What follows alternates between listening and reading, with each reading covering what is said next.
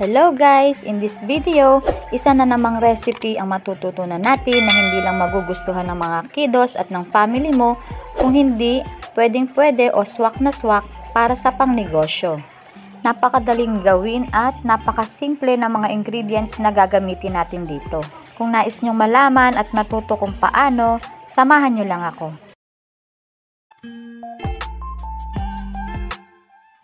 Gagamit tayo ng 3 saging na saba.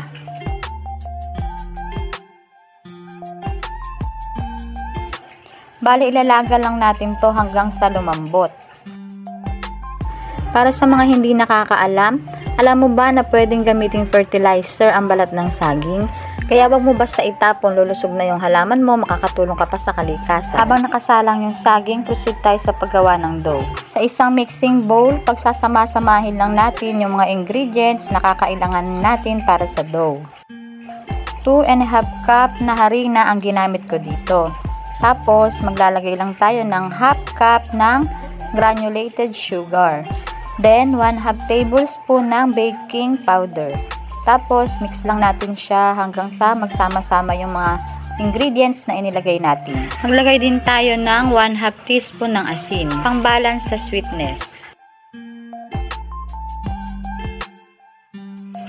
Tapos, mag-a-add tayo ng 1/4 cup ng margarine. Pwedeng melted margarine, pwede namang hindi na.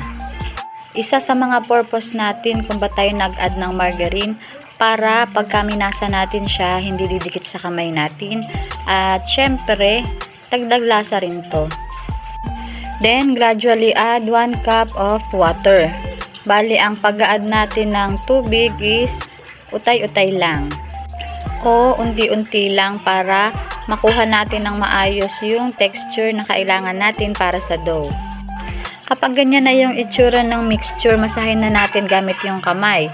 Bale, masahin lang natin to ng 7 to 10 minutes o hanggang sa makuha natin yung texture na kailangan natin. Medyo nakakangawit sa braso yung pagmamasa, pero syempre kailangan lang natin ng konting tiyaga. Ganun naman talaga, 'di ba? Tiyaga lang para ma-achieve natin yung mga pangarap natin.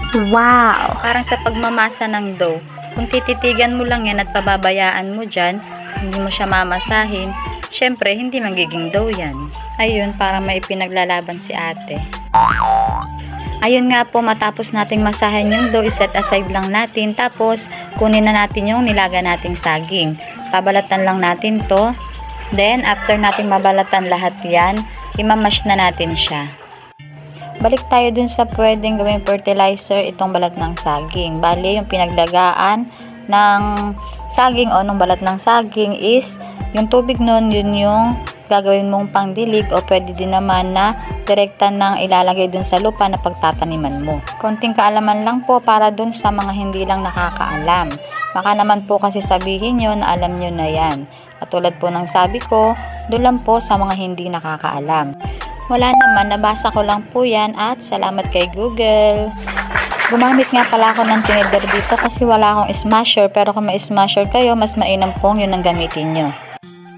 Then, kuha lang tayo ng mga siguro 2 tablespoon. Tapos, mag-start na tayo sa pag-filling nitong ating marshmallow. Flat lang natin siya. Tapos, dyan natin ilalagay sa gitna yung marshmallow. Sundan lang po yung procedure.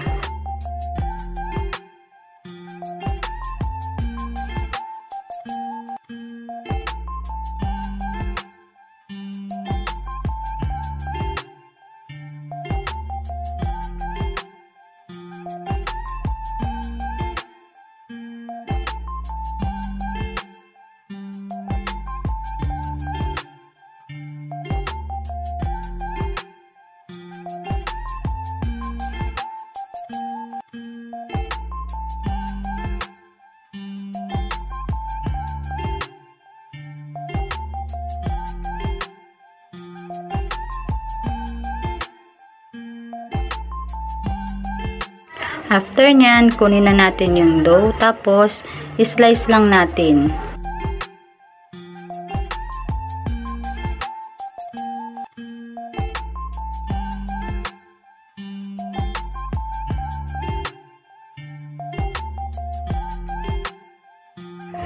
Wala akong kiluhan kaya tinansya ko na lang siya. Hinati-hati ko lang siya base doon sa kailangan natin.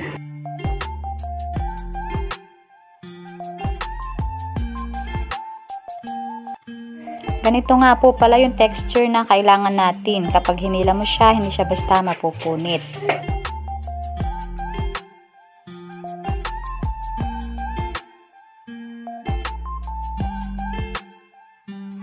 Kapag na-flat na natin siya ng manipis, ipalaman naman natin yung ginawa nating saging na may feeling na marshmallow. Iro-roll lang natin yan. Tapos kinat ko lang yung sobra. Bale yung pinagsimulan nung pagro-roll natin hanggang dun lang din yung dulo. Tapos close lang natin yung dulo para pag pinarito natin, hindi luluwa yung marshmallow kasi magme-melt siya gawa ng init.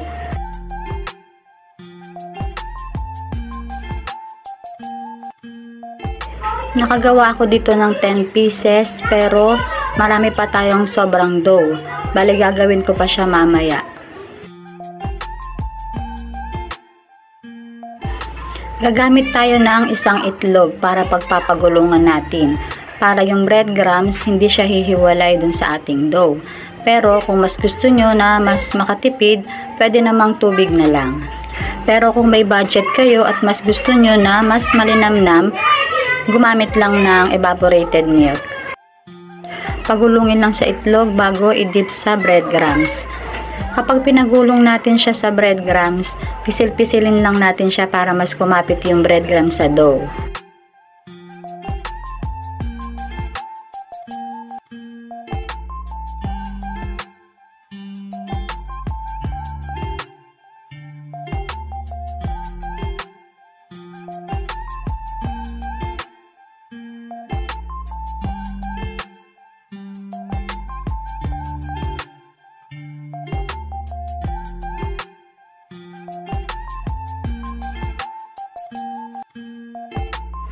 After nyan, magsisimula na tayo magprito. Para malaman natin kung mainit na yung mantika, naghulog ako ng kaunting dough doon sa mantika. Kapag kumulo na ng ganyan o bumula na ng ganyan, ibig sabihin, ready na yung mantika para pagsalangan. Dahan-dahan lang po sa pagsasalang kasi mainit yung mantika. Mas mainam po kung gagamit tayo ng tong. Kailangan nga pala na madami yung mantikang gagamitin natin dito. Kasi kung gagamit tayo ng kaunting mantika, ang mangyayari, sisip-sipin lang nung ating dough yung mantika. At saka kailangan na medyo malakas yung apoy natin. Hindi naman todong lakas, ilagay lang natin sa low medium heat.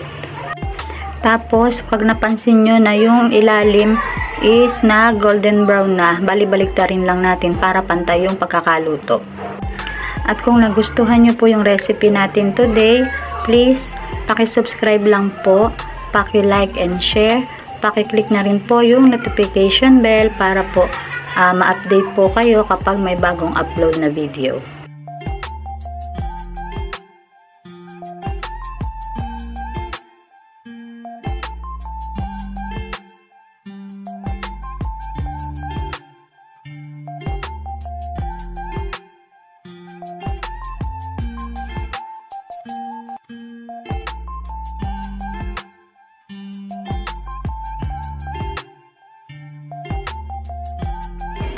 Ayan, siguraduhin natin na naka-close yung dulo. Kasi pagka hindi maayos yung kaka-close ng dulo, ganito yung mangyayari. Lalabas yung marshmallow. Sa mga sukat ng ingredients na ginamit natin dito, para sa akin, sakto lang yung lasa niya. Bali, hindi siya ganong katamis, hindi siya nakakaumay. At kung ipang ninegosyo nyo naman po ito, ang gawin natin is doblehin lang po natin yung volume ng bawat ingredients. I hope guys na nagustuhan nyo yung recipe natin today. Hanggang sa mga susunod na business recipe, sana po samahan nyo ulit ako. Thanks for watching. Bye!